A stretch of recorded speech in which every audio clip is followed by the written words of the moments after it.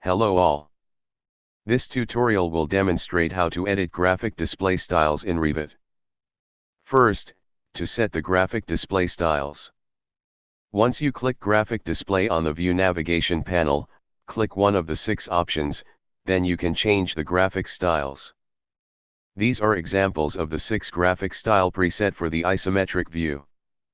Wireframe, hidden line, shaded, consistent colors, realistic.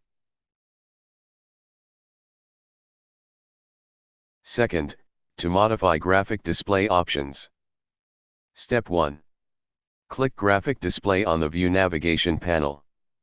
Click Graphic Display Options. Step 2. Modify the properties that are appropriate for your project. For a quick interior isometric presentation, I like to use these settings. Starting from Shaded Style. Check Show Edges. Check Smooth Lines with Anti-Aliasing. Check Show Ambient Shadows. Adjust sun, ambient light, and shadows. Change the background to gradient. Step 3. Click Apply to confirm what you changed, click OK to set the style.